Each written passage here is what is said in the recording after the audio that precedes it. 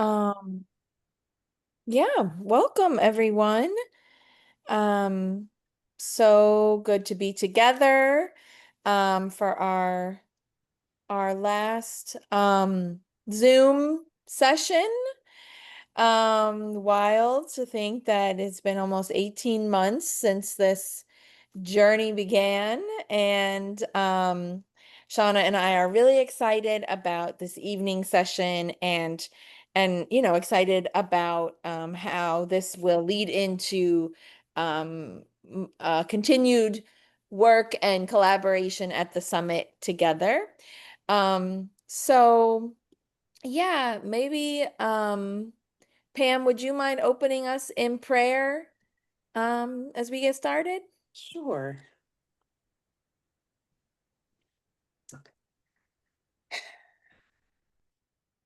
Heavenly Father, we just are grateful and thankful for this time together, this time to learn and to open our hearts and find ways to be able to tell the story of our churches through the lens of everyone and not just those that were in power. And we ask you, Lord, as we continue through this time together, that we continue to educate ourselves, speak up when we need to, and clearly identify where we are with it, with our congregation, and help our congregations to all come to learn and accept and grow through this exercise that we're doing today. We ask your guidance with Emily and Shauna as they lead us, and we thank you. In Jesus' name, amen. Amen. Thank you. Um, so, so what we're gonna do is I'll give a brief overview of our session. Um, and yeah, then we'll move on. First, just a quick thank you shout out to Mary for sharing the resources from the Pull-In Summer Series that the Anti-Racist Committee at your church hosted. I think everyone should have gotten them. Oh, thank you, Abby. Um, but yeah, thank you to Mary for sharing those out. And like Mary's email said, those are for internal use. So if you want to share those out more broadly, I'd just say reach out to Mary first and she can kind of get you connected. Sure. But we love that kind of resource sharing. Abby, I see your message.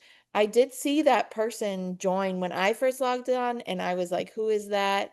What's happening?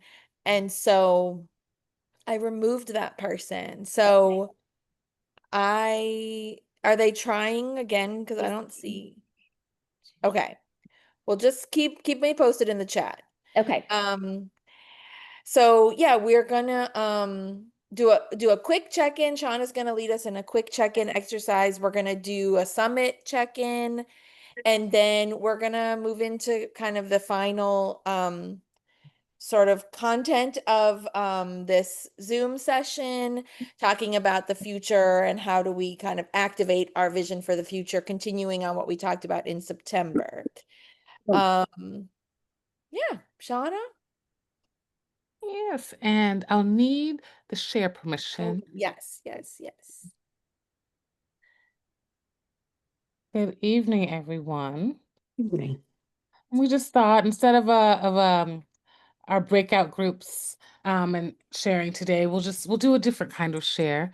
Um, and just want to get a sense of how everyone's feeling today. So I'm gonna put up a little scale for you to rate how you're feeling, and you can drop that in the chat, and we'll take that from there. Let's see. On a scale of 1 to 8 in goats, how are you feeling tonight? Let's see what we have popping up in the chat, everyone.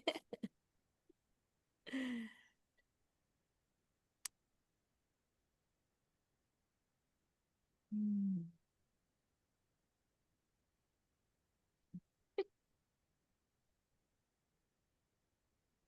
Oh, 8 goats. Becky needs an interpreter. Let's see.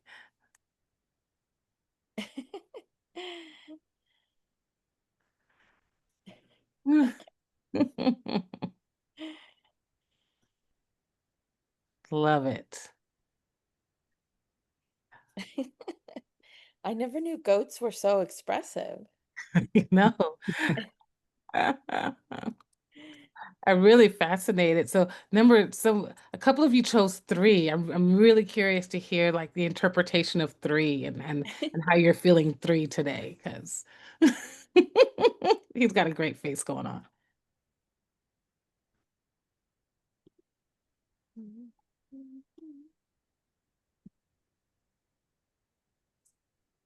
Mhm. Sorry, I had trouble.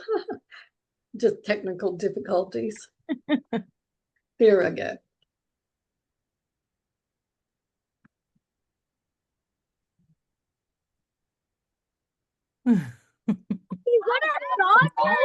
I like that, breaking it down. You got a couple of different things happening. Like really using the goats to reflect the complexity of life and emotion. Love that. Being silly, liking is like, I like that. Yeah, number three does look silly today. He's got a great energy happening.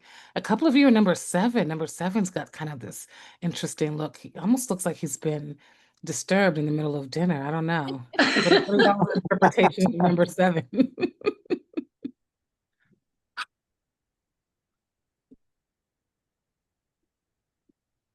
Aw, got a couple of sixes. Six is really cute. Oh no, Juliana. The deer in headlights look. Well, you're in a safe space here, so you're safe from the headlights at least for the next couple hours. This So is Margaret. Am I muted or unmuted? unmuted now. We can hear you right Okay. now. Are you ready for my response? Oh, yes. I can't see the goats very well, but I felt like the one with the tongue hanging out is the way I feel today. I've just run all day long, and I don't see an end to it for a while. Love that. Thank you guys. Thank you for enjoying a little or and working with us on the having a little bit of a silly, a little bit of a different check-in today. Sometimes it's nice to be able to express yourself in different ways. And so, and I'll shift back over to Emily so she can kind of walk us through our summit check-in. Okay, yes, and I'm trying to problem solve with Lewis. So can you start this part, Shauna? I'm gonna text him the phone number for Zoom, and then I think it'll only take a second. Yes, I can do that.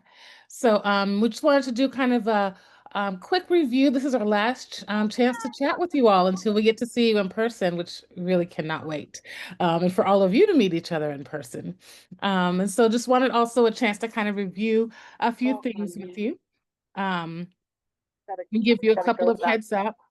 You'll be getting a more detailed packet of information ahead of the summit, but there was a couple of things that I know as you're planning for travel and other things we wanted to go ahead and let you know up front. We in terms of local transportation, that's the first thing I wanted to share. We will have an IDAT van that we're using for transportation between the hotel where everyone who's not local to New Orleans will be staying and the fellowship hall that is the hosting site for most of the summit. So we'll have a set time that will be on the itinerary you receive of the pickups and the drop-offs there. So we won't be able to kind of do it. We won't be going back and forth, but we'll have one time that we'll leave each morning from the hotel to go to the fellowship hall, and then in the evening, a time to go back. And then for your arrival day, because you all are arriving at different times, you will need to get your own transportation from the airport to the hotel. And so there are several options there that if you have not been here before, the New Orleans airport is not very large. It's not one of the teeny tiny ones, but it's not a big one. It's not like an Atlanta size where, there can be some confusion and multiple exits. There's one exit area There's a taxi stand right outside of the exit area, and there's also clearly marked areas where Uber and Lyft pick up, all in the same vicinity. So I will say, please be prepared when you arrive on Thursday to find your own way to the hotel. And then also, that evening, we will do a pickup at the hotel to pick up everyone to take them to the welcome dinner. So we will use the van to take you to the welcome dinner, but because everyone has got different times that they're coming in, logistically, we just weren't able to provide that back and forth transportation from the airports to the hotel. The check-in for the hotel is 4 o'clock. However, they will check you in early if there are rooms available. We don't have anything happening in town during that time, during those dates that would indicate it would be difficult to have rooms. So we anticipate you should be able to get an earlier check-in, but just wanted to make you aware of those pieces. The very first night on Thursday, and we'll kind of look at the itinerary or kind of talk about the itinerary a little bit. But is that welcome dinner starting at about 5 o'clock? We'll do that pickup at 4:30 at the hotel, bring you to the welcome dinner that evening, give you all a chance to kind of see each other, get to know each other in person, talk a little bit, have a nice meal together. And then we'll also hear from Jay and Joey that evening at that dinner. So that'll really just kind of open it up, start off the night. We anticipate that will go till about 7:30, 8 o'clock at the latest, and then we'll have transportation back to the hotel afterward. And so just really wanted to emphasize that so you have an idea of what you're walking into for that first day. And then again, you'll have the full itinerary shared with you. We've confirmed all of our speakers and our timing, so we will be updating the itinerary page of the website now after this session, but we needed to get those pieces in place first. And just in general, to give you a sense, on Friday, so you're coming in on a Thursday, we recommend that you try to have a flight that will get you in by 2 o'clock so that you have plenty of time to, get your baggage if you check it, get into the hotel, change, rest if you'd like to, before we depart from the hotel at 4:30 for dinner. So that's our recommended time to try to have you there, try to have you here. On Friday morning, we'll pick up at the hotel. Anyone who's staying in the hotel, breakfast is included. We'll do a morning pickup. We'll have all of the times outlined on your itinerary and bring you to the fellowship hall. And once you're there, you'll be there for most of the day. We'll do like a 9 a.m. to 3 p.m. kind of thing at the fellowship hall with some sessions and engaging with each other. Then we'll have a break, a couple of hours break, and we'll provide transportation to the hotel to anyone who wants to go to the hotel for the break. Because that evening we will come back for a panel discussion and a dinner, and not a full dinner. We'll have some hors d'oeuvres on Friday evening. So some heavier hors d'oeuvres and snacks, our panel discussion, and a book signing with Dr. Robert P. Jones. And then we will provide transportation back to the hotel for those who'd like it, but also wanting to give you the heads up, that's an opportunity if you want to eat something a little heavier. We're trying to end early enough that people can go out for additional food if they would like some more, or eat during the break if they want something a little heavier. So we'll have plenty of hors d'oeuvres and snacks at the event, but it won't be a full meal that Friday. So Saturday we'll have an excursion. And I know I'm just speaking to you, you might not be looking at it on your screen, but I wanted to walk through some of these main parts. Saturday morning, we'll have an excursion. We'll also provide lunch, and we will end our formal programming by about 5:30 that evening, so that we wanted to give you a free evening in New Orleans in case you haven't been here, in case you wanted to go out and do something. So Saturday night is a night that we have not booked up. We will be finished by 5:30, and you all can feel free to, enjoy the town however you see fit. And then we'll see you all again Sunday morning. So again, you'll receive this in detail, but we really wanted to walk through some of the main chunks to give you a general sense. All meals are provided, but Friday night are provided except for dinner on Saturday. And the Friday evening meal is more like a snack hors d'oeuvres and not a full dinner. So wanted to give you that awareness. And we will provide a boxed lunch on Sunday that you can take to the airport with you or eat before you depart to the airport. So you'll have breakfast at the hotel, you'll have lunch provided Sunday midday. So hopefully that will, take care of your dining needs for that part of the trip. So again, all of this will, you'll get this laid out, but I wanted to walk through in case there's anything that sounded to anyone like they would have some immediate questions about that, and especially as you're booking your flights and looking for what time to arrive and depart. What is the excursion? We are working with our local Amistad Research Center. And so it's we'll put a blurb on there and get links to the actual page, but it's a wonderful, it's through Tulane University, and it's a wonderful repository of a lot of the of different historical artifacts, specifically about the Atlantic crossing and um, a lot of, how am I trying to frame it? A lot of information, particularly around civil rights, but specifically around the idea of narrative, around how, what history has been saved, what gets to be told, who gets to tell certain stories, what stories are not reflected. The same things reflected here. We specifically wanted a place where we can explore those similar themes and related, and that they can be useful to you as you all kind of turn with your work. So we're really excited to be able to have that experience, and we'll make sure that we provide those links so that you'll know more in detail about what you're going to see when you get there. They're curating a special event for us, or excuse me, a special some special artifacts for us. So we're not just walking through the museum as it sits, but we've talked to them about the things you all have been working on and studying, and they're going to pull that together for us. Yes, Becky. I was just going to suggest to people if they have flexibility on Sunday and can leave later, they might consider going on Sunday afternoon out to Whitney Plantation for the tour out there. It's I believe, still the only plantation tour in the United States dedicated entirely to the experience of the enslaved people. Thank you for that piece. And we'll have, no, I appreciate that suggestion. We'll also include kind of a little list of some things that are around for those of you that might be around, extending your trip, that type of thing. So thank you, Becky. I appreciate that. Let's see, as we, and the other last little piece about the itinerary is there's a combination of events that are open to the public and some that are for cohort only. So just wanted to share those with you. The welcome dinner on Thursday night, the book signing and panel discussion on Friday night, and the excursion on Saturday morning, we're also offering to the public. And that, to kind of raise awareness about the work that IDAT is doing and that type of thing. Outside of those events, oh, excuse me, and Sunday service. Outside of those events, all of the workshops will be closed and for cohort only, because that's where you all are really going to be talking specifics about your work, your church, your challenges, things that we feel are best part of a private conversation, among the cohort, and also builds off of the work we've been doing for a year and a half. So having people in those discussions that are not part of your church communities and that have also not been doing the work with us all of this time, I think would be challenging for them to engage and know what we're talking about. And then could be challenging for you if you don't have a certain level of comfort that you want to discuss things with in the same way that you might with this group that you've been with.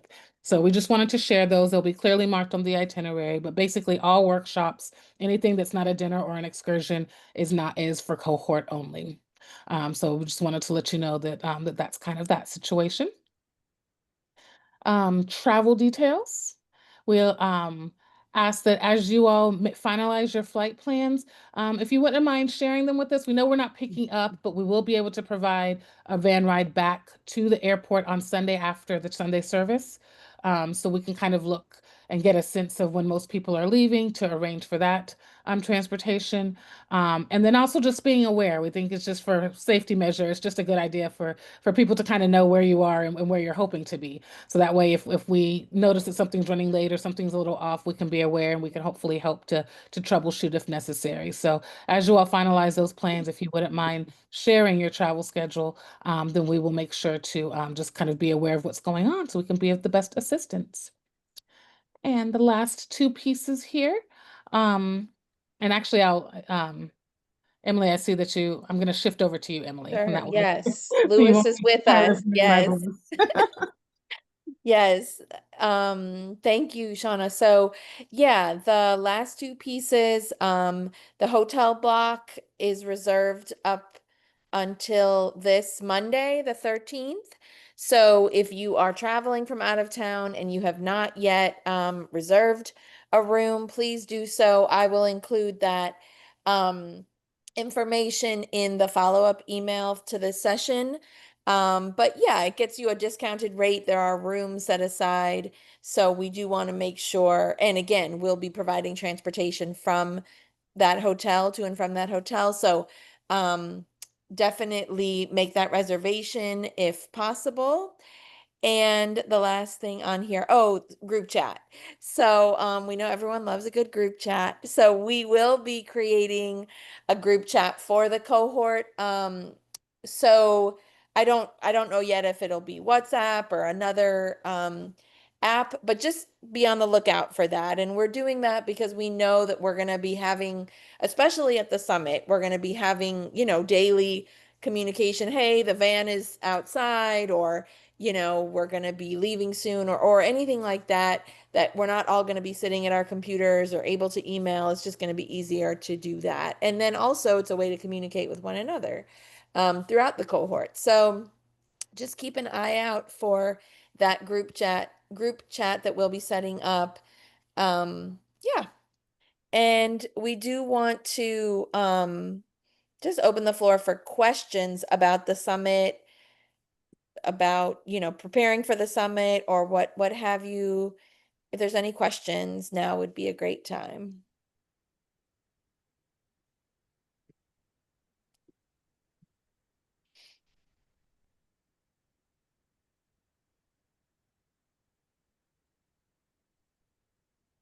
Okay. Emily, if there aren't any questions, because I insert myself here real quick. Sure, absolutely. I am not going to be able to join y'all in New Orleans, nor can I stay on tonight. I am in the hinterlands of Vermont at the moment, in a town that has almost no Wi-Fi, for one thing. And so I just got on because I wanted to say to everybody how much I've enjoyed being in these conversations with you, and appreciate all the work that you're doing. And we'll miss being at the summit. I'll get an update and review of it from pulling people. But just grateful to Shauna and Emily and others who have contributed to this. We have a lot of work to do, obviously, and this is a good step toward that. So thanks, everybody. Hope the rest of the evening goes well. I'm going to drop off, but Just a sec, Kathy. Yeah. I'm not going to New Orleans either, sadly, but I want to give you a shout out. Kathy has done some really good research on Pullen's history, and has given us, I think, a really good jump start for more work. We still have some digging to do, but really appreciate what you've done, Kathy. Oh, well, happy to, and we will continue those conversations at Pullen. We do have some more digging to find out some things we need to know. So, well, thanks everybody. Y'all thank you, take Kathy. care. Peace Bye. be upon. Happy. Bye. And hopefully we'll cross paths again. Yeah. Yes. Could you tell me what the neighborhood is like between the hotel and the church? I walk 3.5 miles every day, and I Sure. would like to walk that if it's 4 miles, as I understand it. But is it going to make my wife nervous, or is it going to be okay? Well, it's pretty much well, the hotel is in downtown New Orleans. Right. And it's pretty much 4 miles straight up St. Charles Avenue. So that starts in, like, downtown, and then you're walking, yeah, up St. Charles. I mean, you basically are there's like commercial areas, but then there's a lot of big mansions basically on St. Charles. You're walking past the universities, Audubon Park. Um, it's a pretty long walk, but if you feel up to it, that's great. It's Louis, only look half at a mile look more at than what I don't walk every day. I walk three and a look half miles every day. Louis, if you look at the picture that's on your screen, that's the St. Uh-huh. Charles Avenue streetcar. So through most of that area, there is a neutral ground, is what we Uh-huh. call it, that the streetcar runs on. A lot of people walk and jog up and down there. You just have to dodge the streetcars. Okay. Closer into town, you'll be on the sidewalk until you pass under the expressway. But once you get past there, which is probably about 8 blocks or so, you'll be on a Okay. neutral ground like that. I've been there 40 years ago, and it was a beautiful, beautiful area, very expensive area back then. So I just didn't know what it was like. Yeah. I remember the stairway going up to the Yeah, sanctuary. maybe Lewis, you can kind of scope it out when we go on Thursday evening or maybe even Friday morning, and then you can decide, just Okay. by riding along, you can decide kind of what you want to do. Okay. All right. Yeah. Any other questions? And this is definitely not the last chance to ask questions, just the last chance to ask questions all together on a Zoom, probably. But yeah, we'll pass it back to Shauna. Yeah. So then what we'll do is we'll just kind of transition into kind of what we're here for. We've been doing all of this work, and now we're just looking at how you continue to take what we've been building on and what it looks like putting that into action. It's been a long journey, so I thought it could be helpful to kind of frame everything briefly and kind of pull us into where we're going. But we started this with trying to lay the foundation for what does it look like to really think about using our individual churches' histories as kind of the cornerstone or the main point of change, not just for the church, but more broadly. And so during that is when we think about the foundation from our perspective and what we hope that you all got from this was kind of getting that initial biblical and theological context for reconciliation from Jay and Joey in those opening sessions. We heard from archivists from the Catholic diocese. We heard from historians who have studied the relationship between Christianity and other key moments in our history regarding race and justice. And so all of that was kind of intended to kind of help us set the scene for really kind of making that direct connection and bringing it all together around how stories are told and how that impacts the way that we engage now.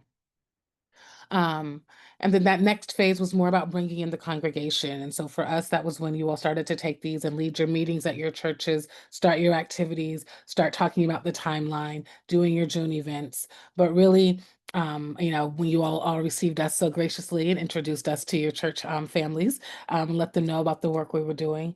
So for that, it was kind of you all shifting from that role of kind of being in that learning seat to really being in the teaching seat for your own churches and thinking about what it looks like to bring them into this IDAT process that you've been doing.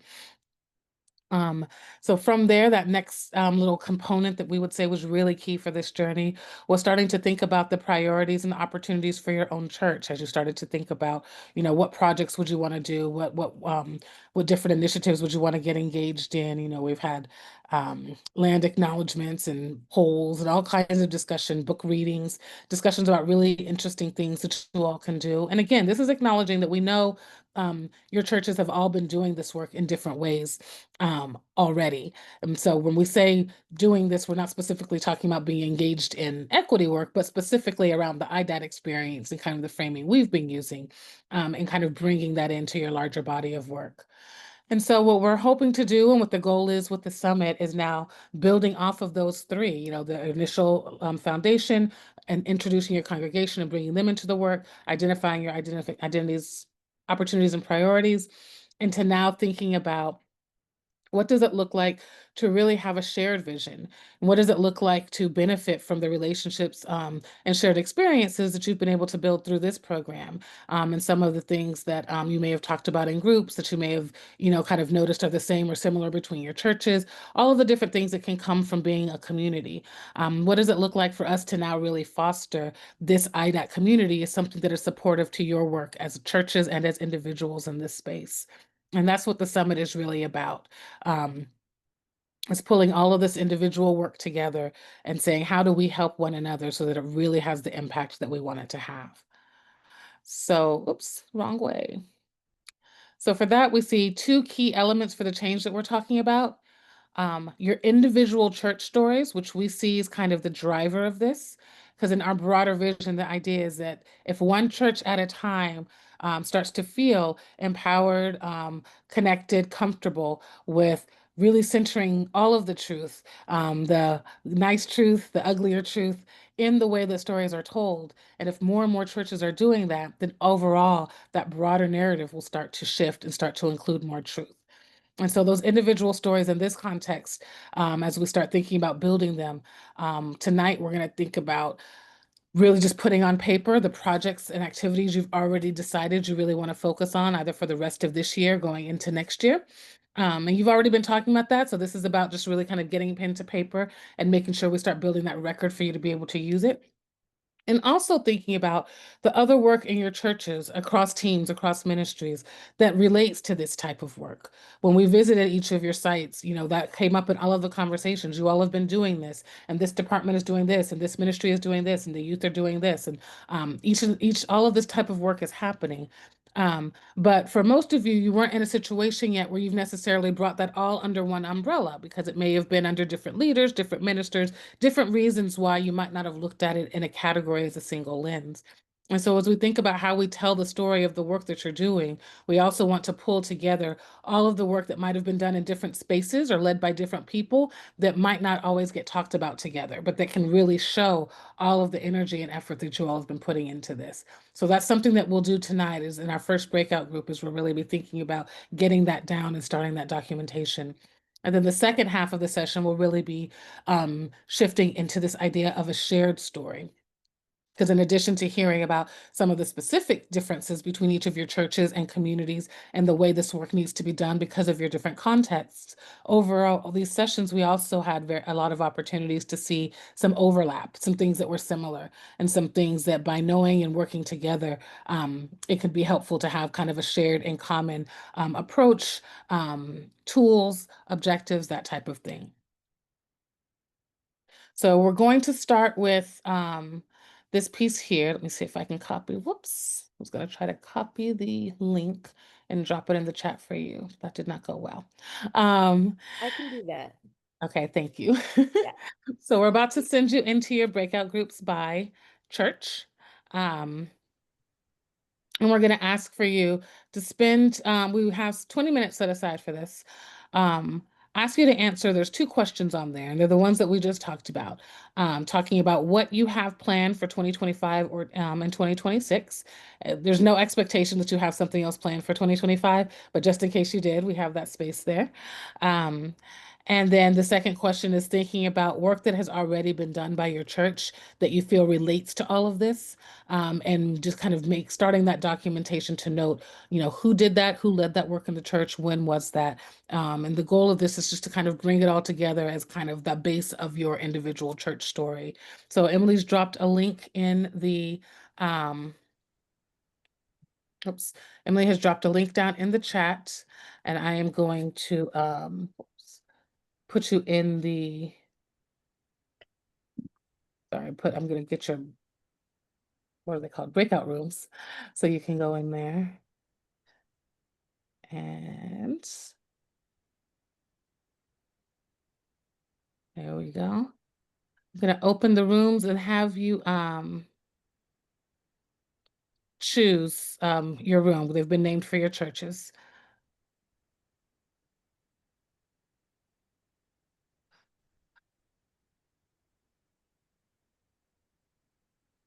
They were named for your churches. Technology.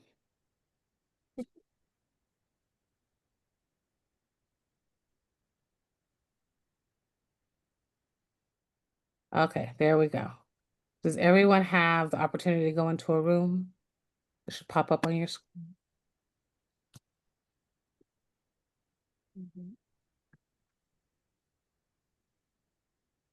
So you all should be able to join, yep, the room that has your church.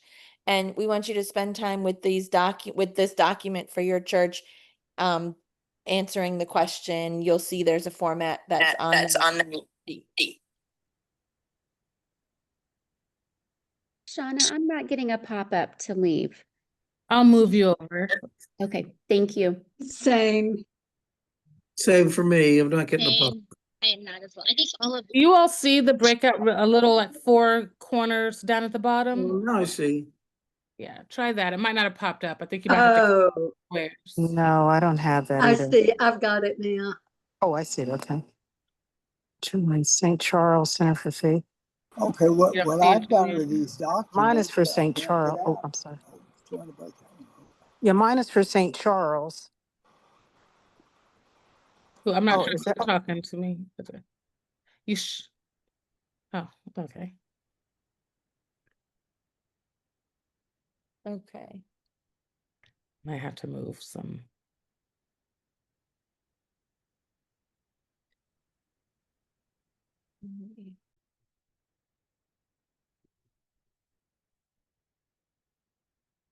Come back, everyone.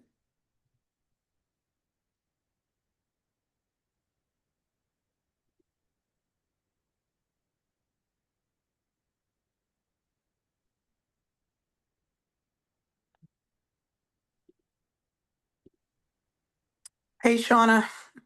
Hello. Let's see. Just a second. Let me make sure that I'm on the right. Okay. All right.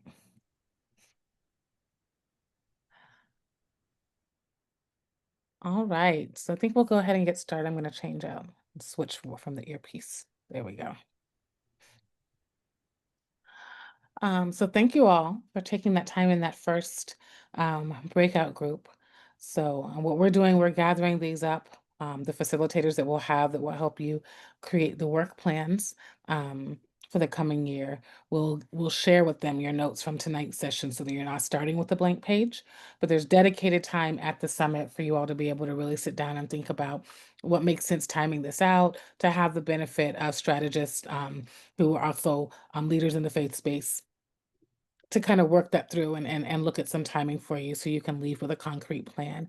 Because what we really want, is for the summit to serve as a bridge, but also as a place to make sure that when you leave, you feel like you know what your next step is. So you don't feel like you've kind of been dropped off the cliff with all of this. So we will also have a way, we'll come up with some links so that if you all want to add to any of this between now and the summit, you can easily go in and make those modifications and add anything that comes to your mind so that you start having a central place, because we know that you all probably have a million thoughts that run through your head and ideas that pop up. So being able to make sure that you've got it all put down in a central place can be helpful. So as we kind of look forward at the next piece, we're going to build off of the work that you all started in September. And so part of this is kind of thinking about going from thinking about the specifics of your individual church to how it relates to that broader message. And you all started some activities of envisioning what does a future look like where we feel like we've been able to successfully have a narrative shift the way that we want to, where we've been able to successfully have churches and Christians engage the way that we feel Christ would want us to engage.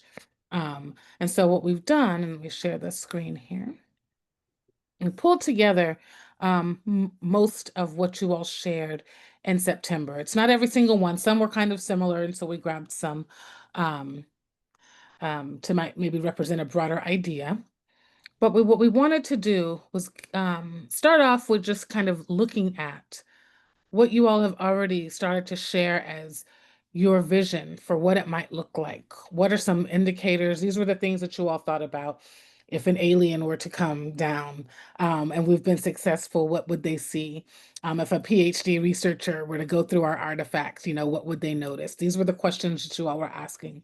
And through that, and the purpose of that exercise was you all started to identify some specific things that might indicate a change in the narrative, or a narrative that reflected the Christian values that you feel should be reflected.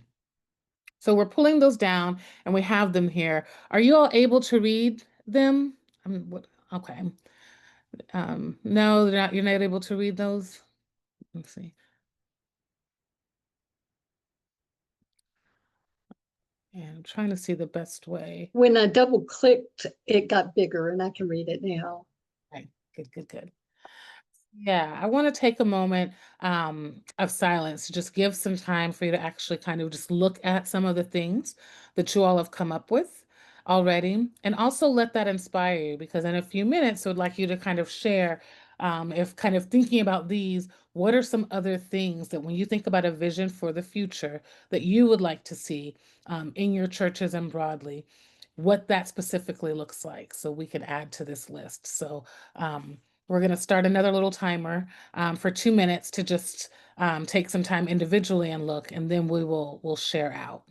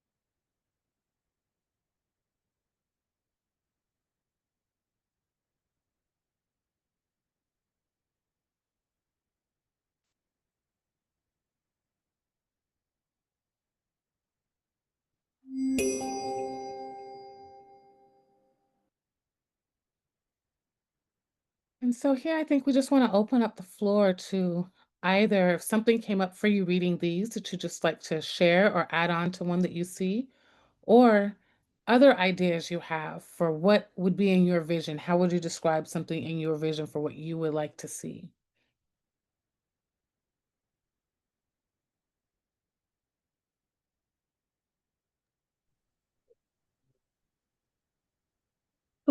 One thing I thought about is that we're focused on active partnerships with community groups and organizations. I'd like to see us more actively support other groups that are doing good anti-racist work.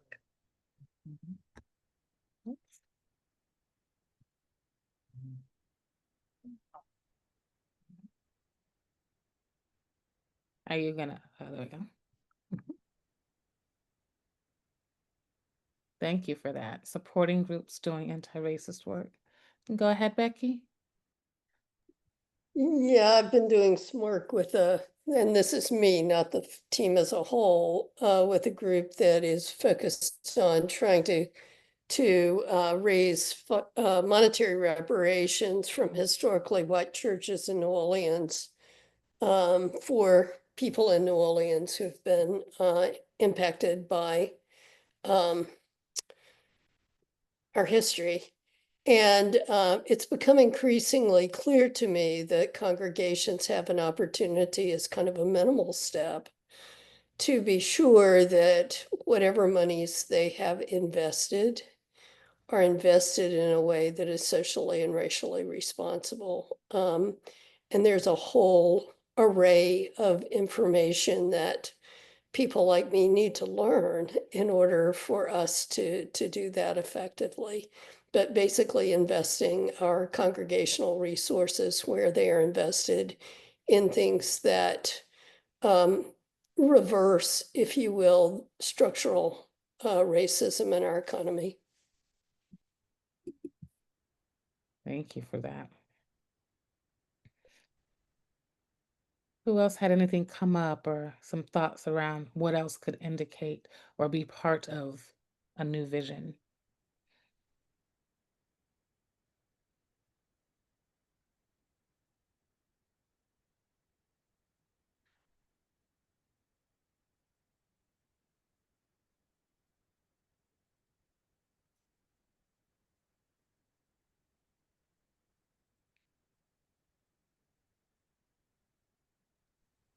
And I just want to remind us that this visioning, like we did at the beginning of the last session, we'll have a chance to come up with the specific like actions and tasks. But what we're really trying to tap into is this imaginative sense. If the future looked the way that we hope it does, what would that look like, smell like, sound like? And so some of the stuff that Sean is showing that we came up with, that y'all came up with in the last meeting, we kind of started moving into some specific actions, but it was really like we don't know exactly all the steps to get to that outcome, but we're imagining what that future outcome is. So um we want to y'all to stretch a bit into thinking beyond the practicalities into what does that imagined future look like.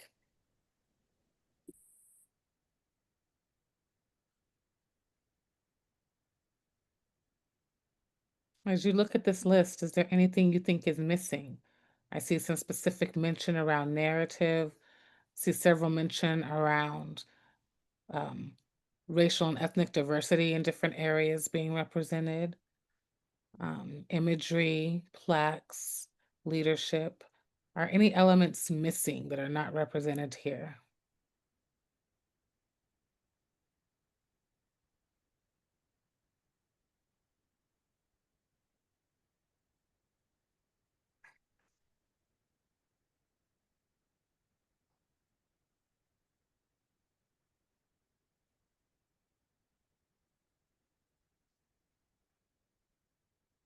And so now what I'll ask is, as you think about the work that churches have already been doing, that you've been engaged in with us through IDAT, and that it would take to get to some of these pieces that you all have identified as part of the vision for the future.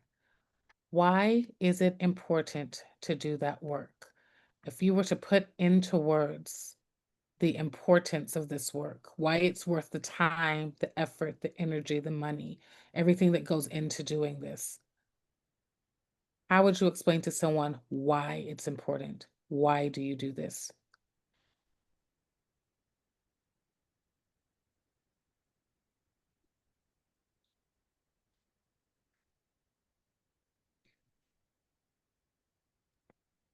I think it's important to have the truth always.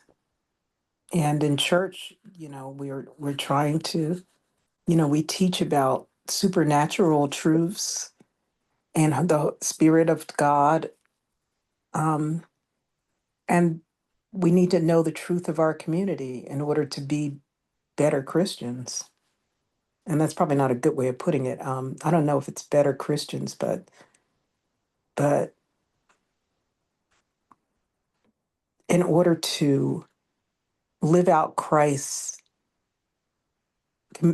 great commission for us to spread the gospel, it's, you know, you can't do that if you're not working in reality and truths.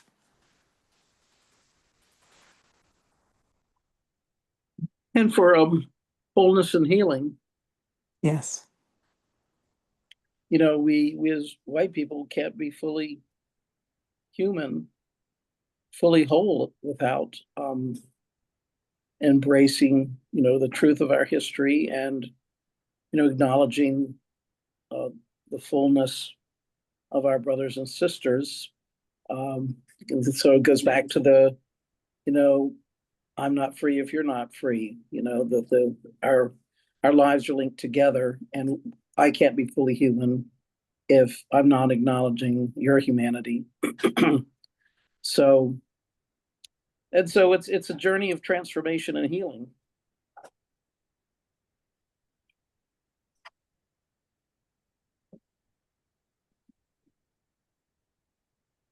Go ahead and jump in, Becky. Yeah, so for me, it's really about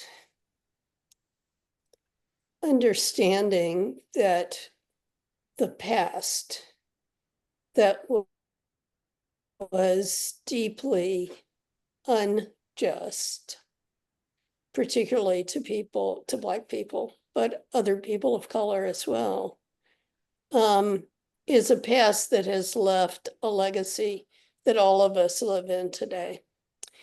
And the only way we can create the beloved community, the God's kingdom on earth, bring that reality about, is to address the harms that were done in the past that are still with us today. And all of us will benefit from changing our future, and making it more just. We all get to move towards living in the beloved community, which is a safer, healthier, more wonderful and glorious place for all of us.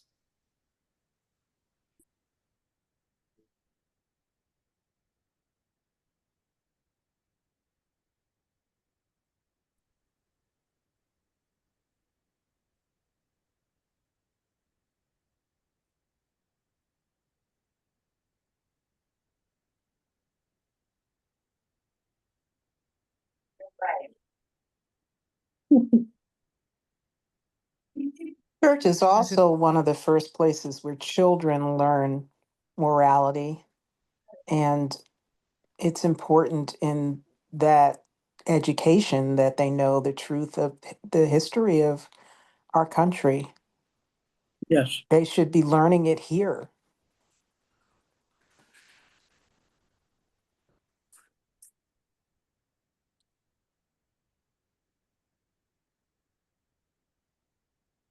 As you all think about your specific church leadership, their personalities, kind of how they view the world and move through the world.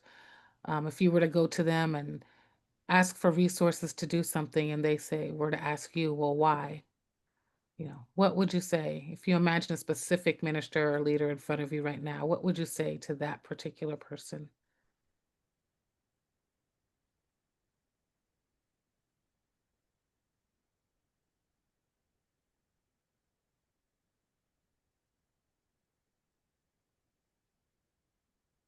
Well, we just said a lot of it. Live the fullness of our faith. I mean, that's what you preach it from from the pulpit. Our pastors preach all, I mean, we're blessed. I think, and I don't know the other churches, but I assume your pastors from the other churches are preaching justice, love, and inclusion, and all of those things from the pulpit. And, I just think that that's what, you know, that's why this is important. We don't just pay lip service from our minister. We don't make our minister just pay lip service to something. We, as a church, as an institution, support them through the actions of what we do. Faith without works is dead, and these are our works.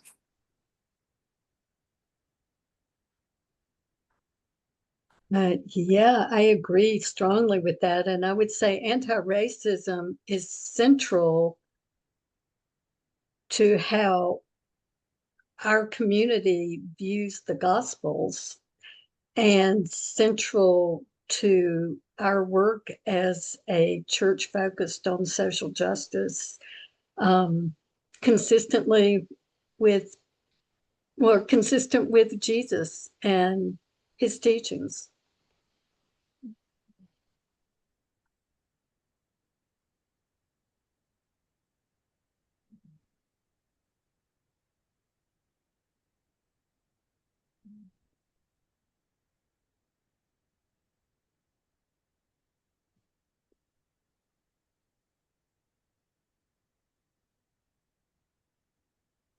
To think of those who might not yet have their own faith in Christ and who might see this work and be moved.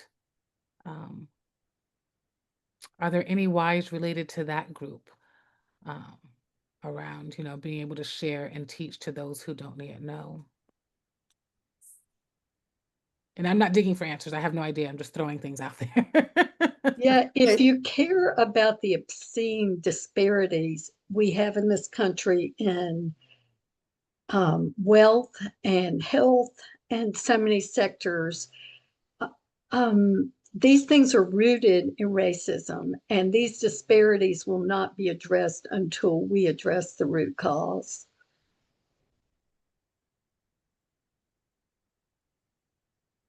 And there are also many people who have rejected the church because of its history of complicity or even active anti-justice, if you will. And for us now to address these justice issues gives them the opportunity to see the gospel as it really is, rather than as it has been shown in a, if you will, fractured or broken way.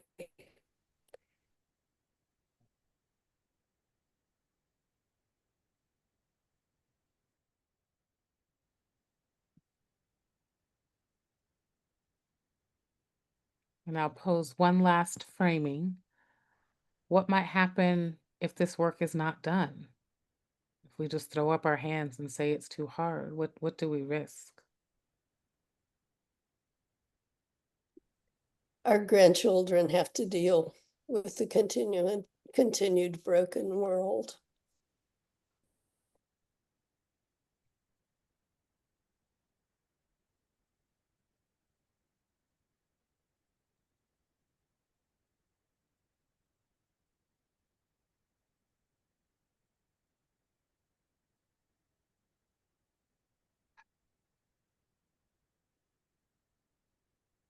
So thank you, all of you, for indulging us in that thought exercise. I think one of the things that Emily and I have found in our own work and careers, and probably many of you as well, is that a lot of times when you believe in justice and you work around a lot of like-minded people, you all just kind of have a gut feeling for why what you're doing is important. You don't really have to talk about it much if you're fortunate enough to be in a shared space with people who are also passionate about it, because you all just from your own senses of morality and passion just kind of know why you're doing it, why you're there, and you've bonded with the other people there for the same reason. And so we thought it was really important to think about, how do we articulate this why that we know we all feel? We know we all think it's important. We all know what's valuable, but we've never necessarily put words to it in terms of from the IDAT perspective in this program.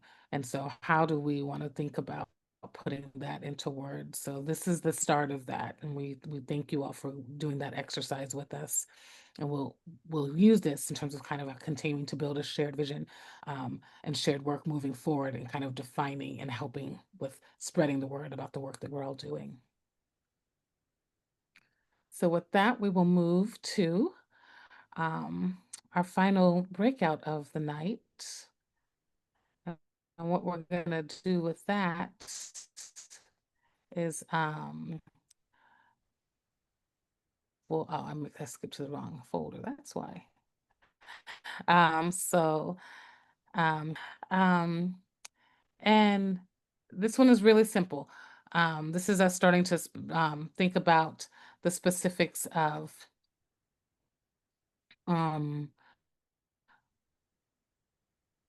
what it looks like to be successful.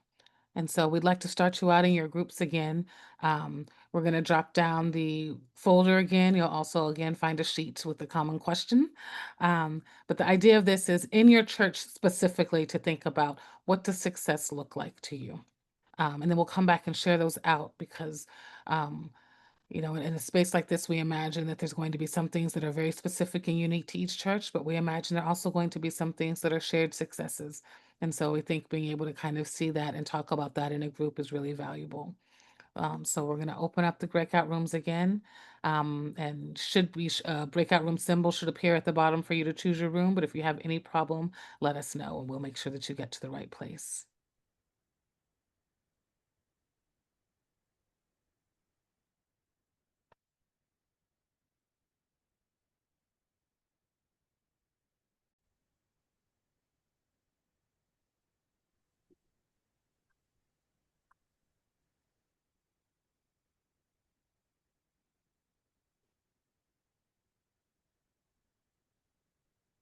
All right, we're in the home stretch and special call out to you East Coast folks.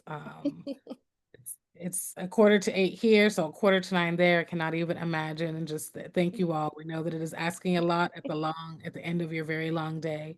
So you're in the home stretch of the last Tuesday evening. But we wanted to take a moment and just do a quick share out of what you all kind of thought about when you specifically started thinking about success in your church. And again, just a reminder that all of these are first steps toward what we will build on at the summit. So none of this is expected to be polished and finalized, but just kind of starting that process of getting the juices flowing around these things. So I'll share out, or we'll share the screen again, and ask groups to share some of your top ideas around what success could look like in your church.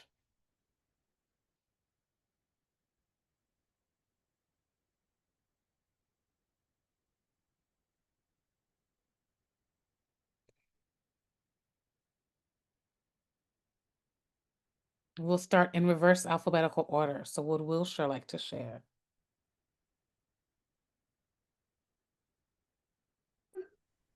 Okay.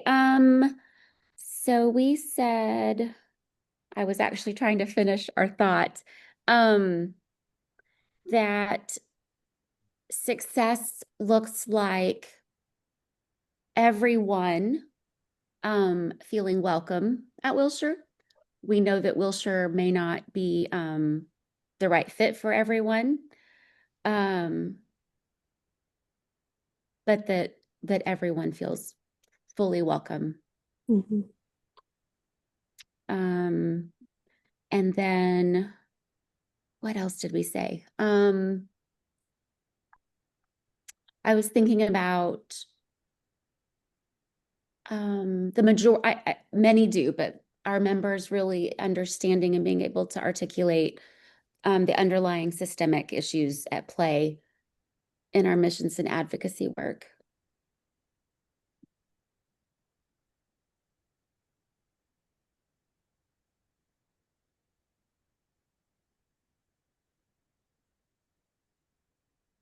Love that. Good job, Abby. Anything you want to add, Juliana? No, I think you did. That's fantastic. You know, I don't know that Wilshire will ever be or wants to be the church for the model church for all people. Where you know, we have a definite worship style and a definite, you know, I don't see us being. I can't really articulate it, but I want success looks like anybody who walks through the door would feel welcome, even if it's not their style of worship or their preferred place. Does that make sense? It absolutely does. It absolutely does. Because there's one thing to decide not to be at a place because there's just a different place that your spirit might call you to, but you still felt very welcome. You still felt very at home. You loved the energy and the camaraderie that you felt. Absolutely. Right. I worshiped on Sunday at a very, very different place from Wilshire. Lots of raised hands, lots of clapping, lots of overhead projectors. But so it was just not me, but boy, did I feel welcome and loved and the spirit. And it was a different theology that was not me, but boy, did I feel loved and welcomed. I would never go to church there for a multitude of reasons, but I felt the spirit and felt loved, and that's what I want people to leave Wilshire feeling. Not that they disagree with our theology or blah, blah, blah, you know what I'm saying. Right. Well, everyone you show hospitality to at home is not supposed to move in, right? Right. That's great. St. Charles, how about your large group of Well, first of all, a caveat, the rest of our team had other obligations tonight, so this is my personal wind up. But I maybe most importantly, I would say that a marker of success is that there's less fear about talking about racial justice and issues in our congregation, that people don't go, wait, what's going on here? I'd love it if more folks in the congregation began to recognize how our language as white people often is not inclusive unintentionally even, and become more aware of ways in which we may be committing microaggressions in day-to-day life, and so that we can adjust our own responses and behavior. Um, I'd love for people in the congregation to start talking about racial justice implications of our decisions and process, including things like choosing contractors that treat workers justly as a part of our process, choosing historically disadvantaged contractors when arranging work or catering, both for the congregation, but also in our own lives. I'd love it if the congregation and individuals in it were considering justice implications of their own investments. And if congregants became accustomed to seeking out and eliciting stories of lived experience from people in our community with that are impacted by racial and other forms of injustice, building relationships with people different from ourselves. Personally, I'd like us to remove the white Jesus stained glass windows from our chapel. Maybe hang on to one of them and put some sort of, contextualizing description in there about how this approach to art and religious art is sort of an appropriation of the divine for white people and can be viewed that way, and may not be welcoming to some. I'd love it if we were socializing, both in the congregation and in our own lives with people with different lived experiences than ourselves. And if we were to, in some sort of formal way, begin to recognize callings to do justice work, like we recognize callings to be deacons or teachers or something like that, but actually lifting this up as a ministry and as a calling, and saying as a congregation, this is part of the work of the church. And these are people who have been led to help us do this work. Thank you for that. That's incredible. And last but certainly not least, sharings from Pullen. Am I muted? You're not muted. Okay, is it okay with the rest of the pulling folks if I go through our notes? Okay. Yeah, the ideas we just heard are really great. And we have overlap in a couple of them. In this, in a successful future, we'd have much better representation in hiring staff, committee work, and church leadership, and also in our pews. We would have more buy-in from the congregation, which I think Becky beautifully articulated. Members or someone, maybe it was even before Becky. I think members understanding and being able to articulate the larger systemic issues is a more specific way to say we'd have more buy-in. And it's not that we're seeing lack of enthusiasm now, but just I think more active, more understanding, and more active work in trying to achieve what we need to achieve for racial justice. I want to note in our discussion, some of us have felt a positive shift in our congregation, and in the future, this shift would become much greater and more evident.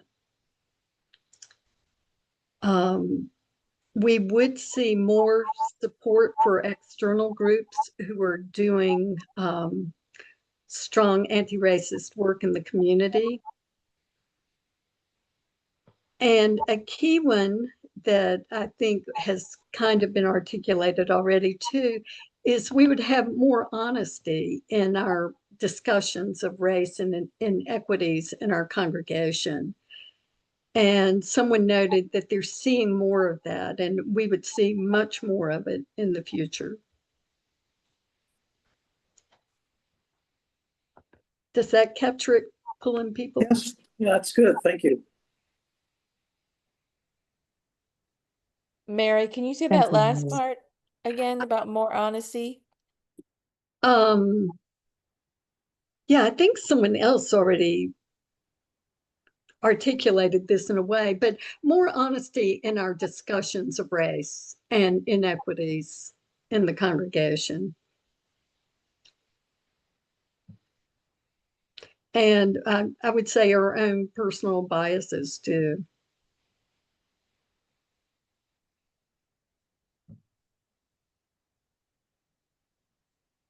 I think we do have people who are still kind of stuck in the I'm not a racist mode.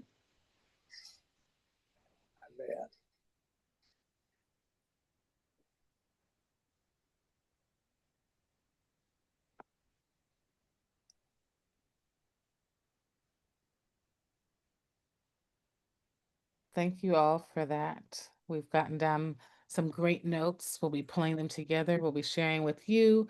We'll be sharing with our fabulous facilitators that we'll be spending time with at the summit. And we're just really excited for the opportunity to continue to support you in this great work that you're all already doing. And I'm going to turn it over to Emily to close us out for the evening. Okay. Yes, we are coming up on the end of our time. We will open the rooms again if anyone wants more group time. We will open the groups so you can have that time.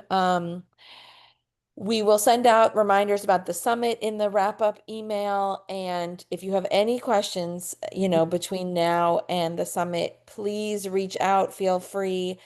My phone number is always in the email. You can email, call, text, anything. And yeah, Chris, would you mind closing us out this evening in prayer? Yes. Dear Mother, Father, everything Spirit, we thank you for this productive time of coming together and sharing with friends and our leadership. Guide us on our journey as we work towards a better future for social justice. Help us build beloved community and to open ourselves to be transformed through this process. Amen, Ashe, so it is. Yeah, that's Man, beautiful, Chris. thank you all. Thank you. Thank you. See you soon.